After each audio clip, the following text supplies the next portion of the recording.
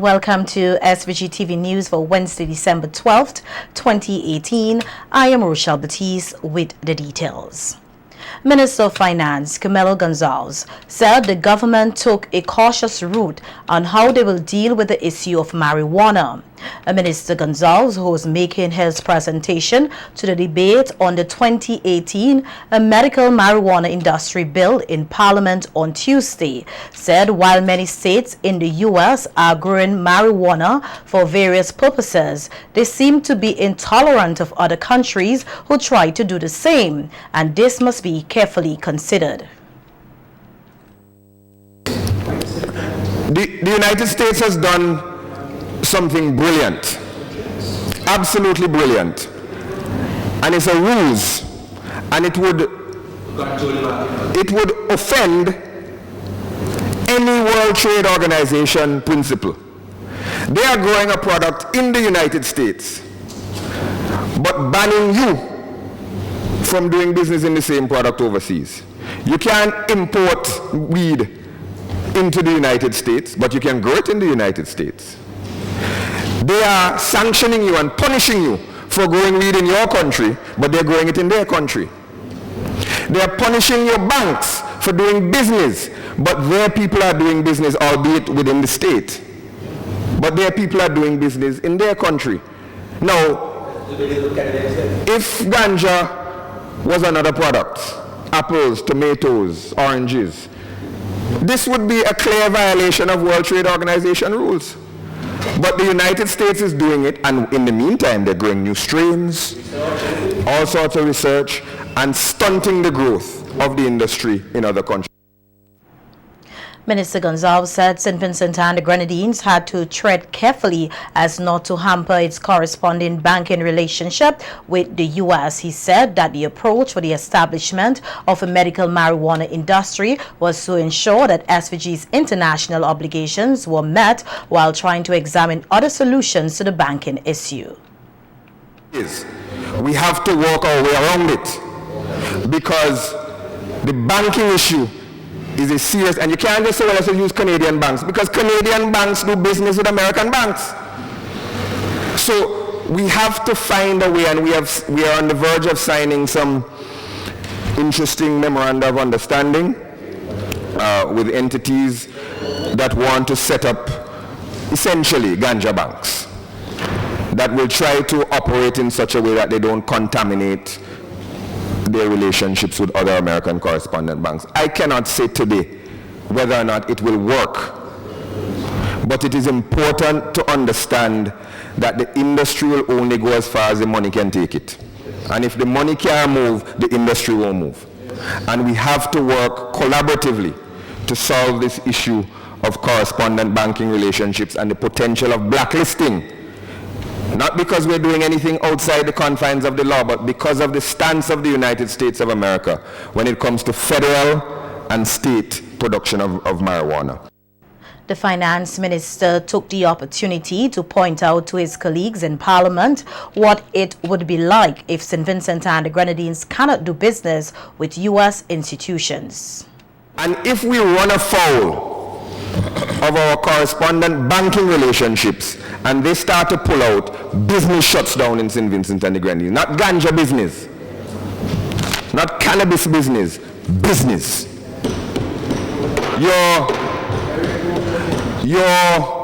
Yes, your Western Union will have a problem, your remittances, but that is only one aspect of the problems you would have. Credit cards would stop working in St. Vincent and the Grenadines. Money transfers would stop working in St. Vincent and the Grenadines.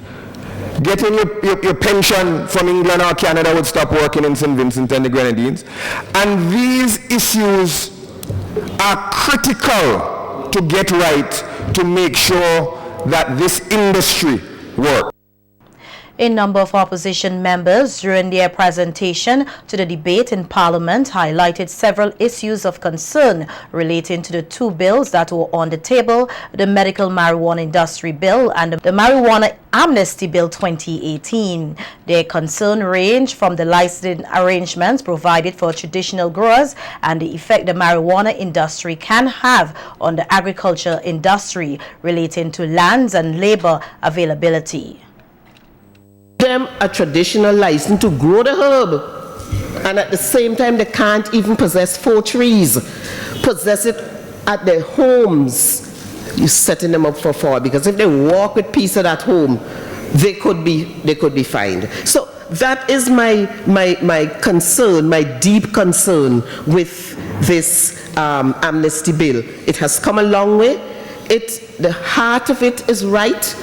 It is in the right place, but it has to go hand in hand with some form of legal possession. Here again, I raise the issue: who is a traditional cultivator? And this will become very important, because when we look at the objects and the reasonings for the amnesty bill, and I must dare say that at select committee I raised that point, why there's no definition in the amnesty bill or in the medical marijuana bill defining who is a traditional cultivator. We have to also watch the labor economics, because if the ganja plantations, ganja estates are paying premium prices for labor, then what is already a challenging situation where people can't get people to work on their farms will exacerbate. It will get even more difficult, because nobody's going to work for John Jones for $40, $50 or $60 a day, or 70, and I'm inflating it, when he can get $100, $120. When he can get $100, $120. So we have to watch the labor economics as the consequence. We want to see them make money, because as we know, this industry, I believe, has a lot to offer. It is something that we have been doing for decades, and we could be fruitful and productive in it.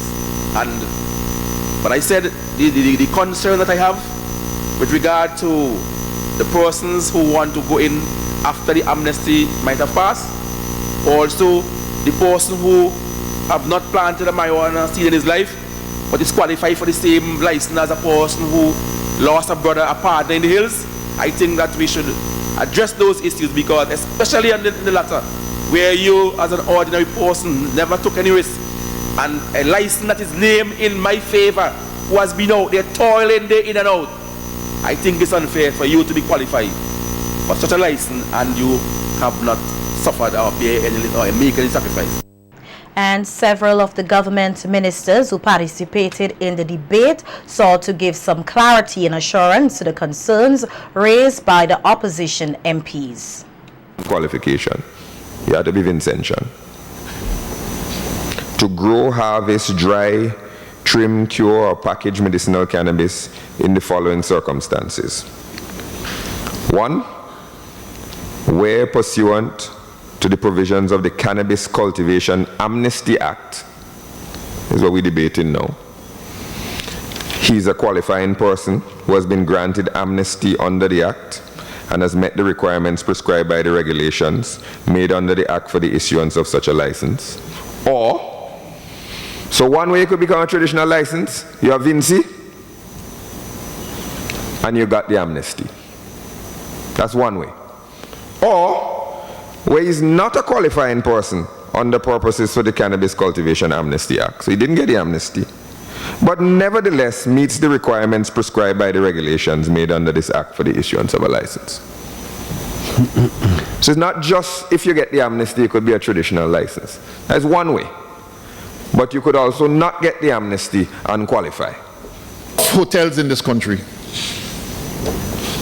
that yes, that we should begin the process in the Ministry of Agriculture to begin to find the ways and means of producing the vegetables and the fruits that are required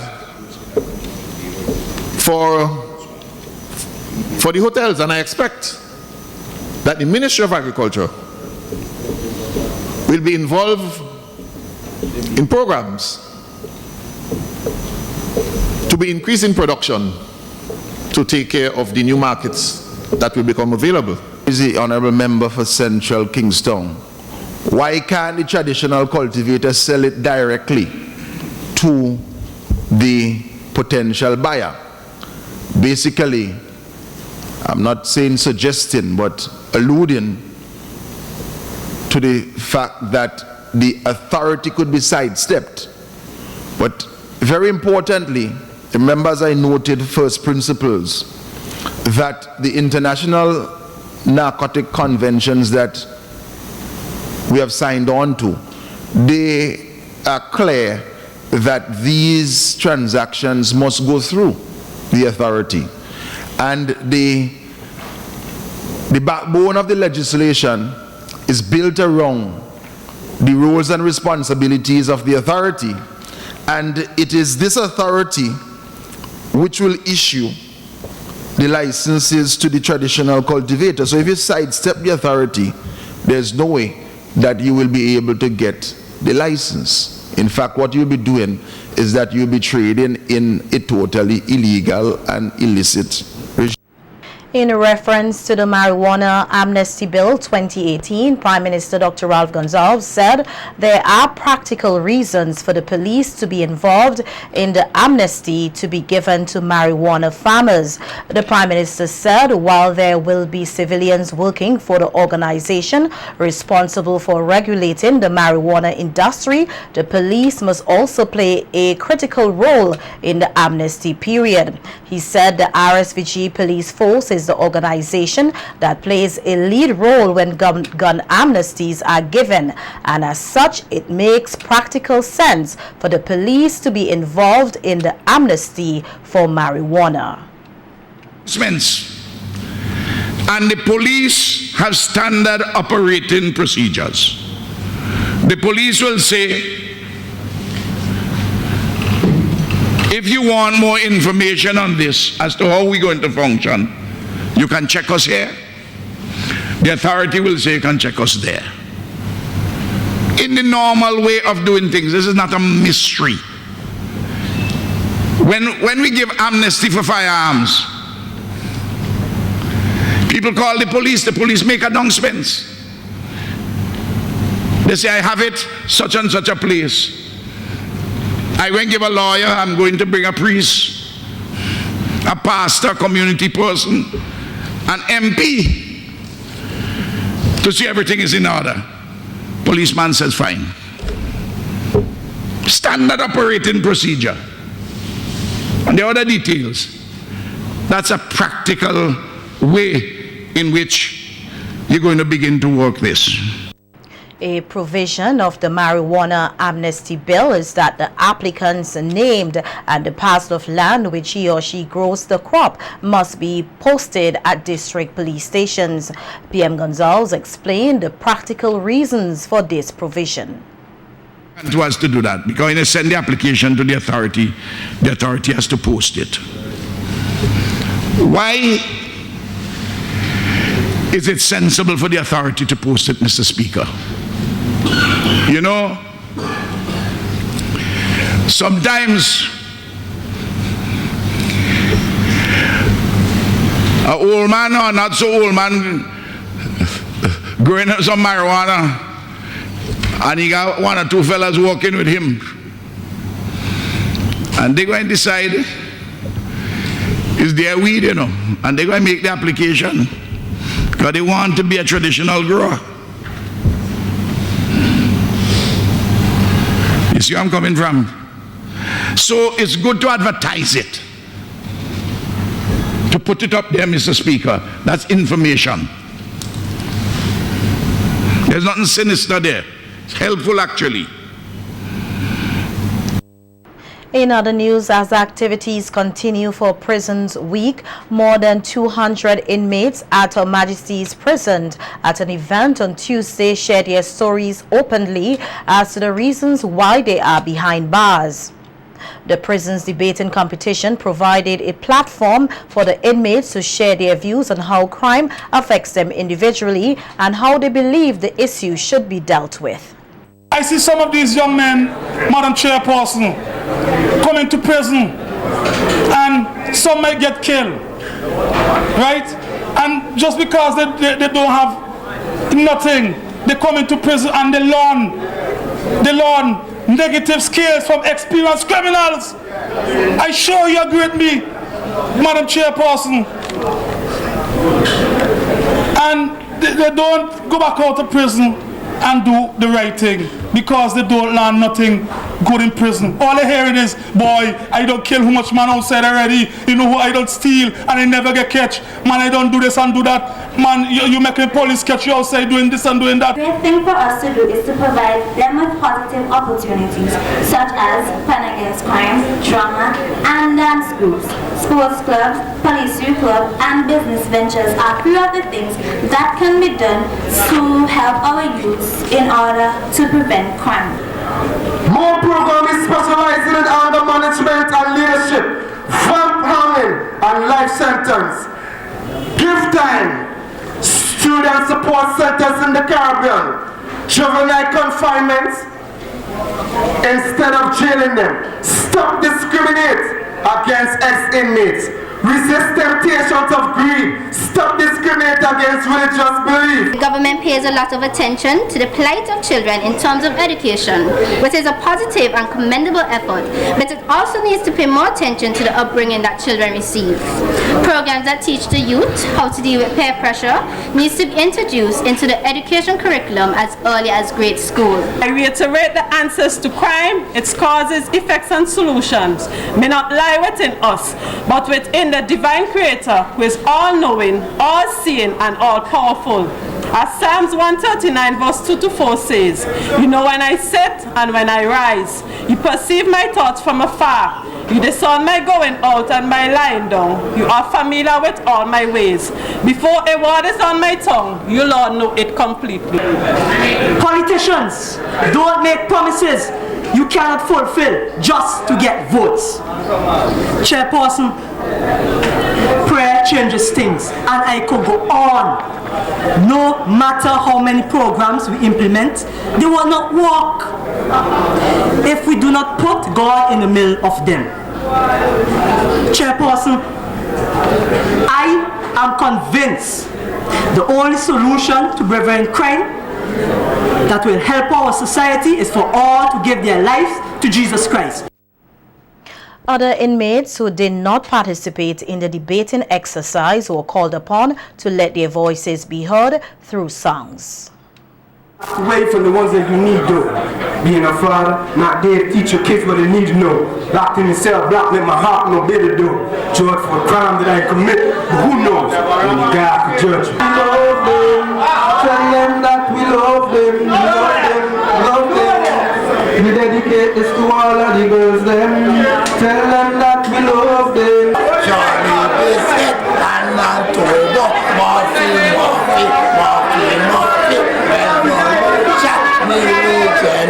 Genocide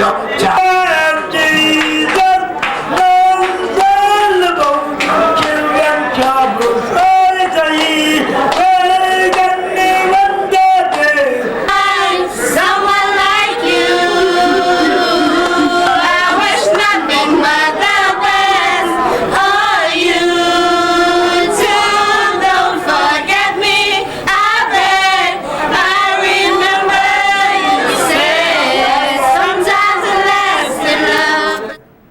The traffic branch of the Royal St. Vincent and the Grenadines Police Force continues to clamp down on motorists who have failed to comply with the Regulation 31 of the Motor Vehicle and Road Traffic Act, Regulation 483 of the revised edition of the laws of SVG.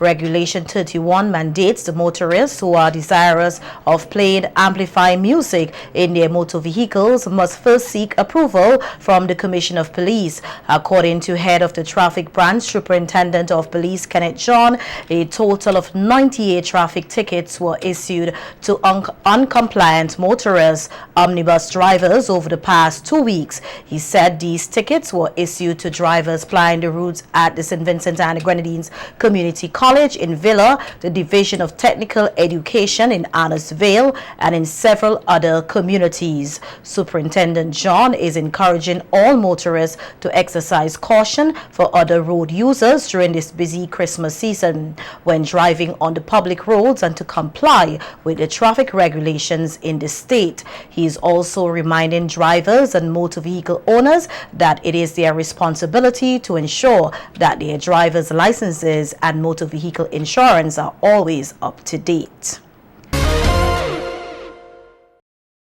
The SVG Tourism Authority is planning a grand welcome for American Airlines' first flight to St. Vincent and the Grenadines, which is expected to touch down at the Argyle International Airport on Saturday at 3:40 p.m.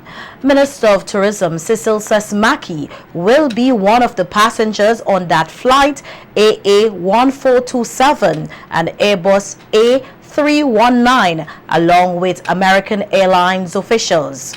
Chief Executive Officer of the SVG Tourism Authority, Glenn Beach, says they have a packed program for the arrival of the airline on Saturday afternoon. They will have 6 people on the ground, including the country manager and the regional manager. They'll be coming in for that. We should be doing a water salute when they taxi into the gate. There should also be one when they're leaving. We will be doing some packages for the people arriving, and it will be given out, I think, certificates also for the inaugural flight to the passengers. On that, the Minister of Tourism will be coming in. Mr. Honorable Sesmaki will be coming in on that inaugural flight, and the PM himself and the regional manager for American Airlines will be giving comments, some brief comments, and having a ribbon cutting ceremony. Beach said the first 2 flights are fully booked, while there is limited space left for the return trip from the AIA. Load factor of this flight, they are overbooked by 3 people, I think, coming in, and going out, I think they have a something like 89% load factor, and same goes for the flight on the 22nd. Looking at that, they're overbooked, I think, by 10 people, and around the same thing going out, around 89% load factor going out. So, we'll have some refreshments for the people who come off the plane, and some entertainment. I think Rodney Small will be performing out there. American Airlines has signed a contract with the government of St. Vincent and the Grenadines, and according to Beach, while more flights are expected, they are grateful to have a new airline on board, which means well for SVG. To see the largest airline in the world flying directly from Miami into St. Vincent and the Grenadines, and hopefully this relationship continues to build. Our initial contract with American Airlines, the first contract we actually signed with them, was for 3 flights per week.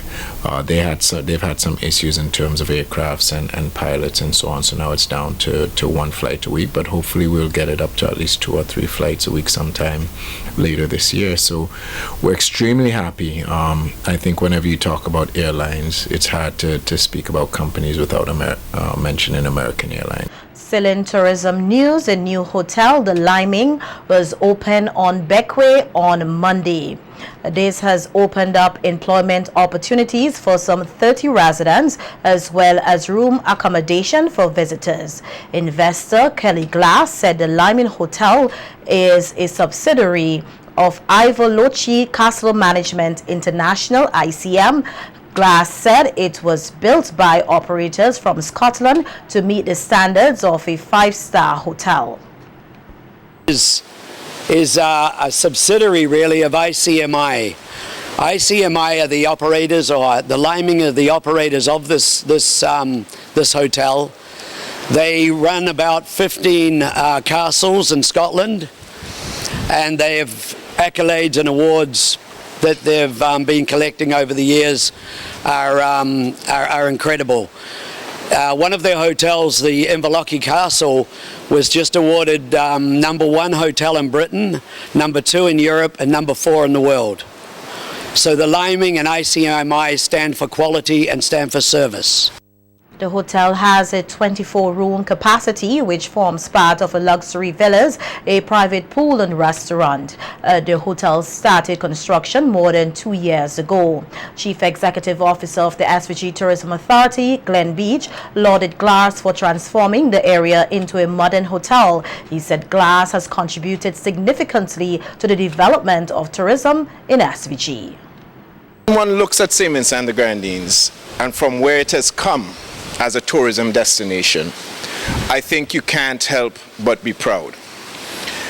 And this is something that truly is spectacular. And for those of you who don't know what down here used to look like before, and imagine my shock to walking in here this morning and seeing what it looks like now, it is truly amazing what has been accomplished here. And I want to congratulate Kelly and his team for great work they have done.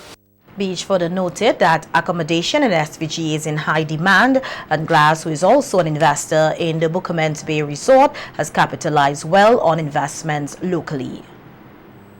Along with this and Bookama, which Janky has already told me is going to be excellent, something superb, I said, you know, God willing, I might be coming to them for a job soon enough. But all of this, and as I said before, the product that is St. Vincent and the Grenadines is something that's unique. And Kelly's a very smart businessman.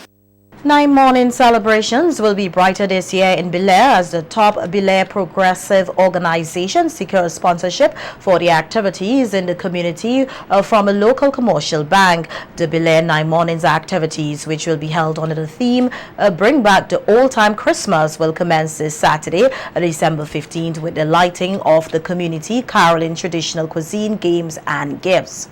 Country head of CIBC First Caribbean International Bank, Shelley and Samuel, said, recognizing that many people like to do a little something extra at Christmas, the bank is eager to help its clients and residents of Belair and surrounding communities to better enjoy the holidays.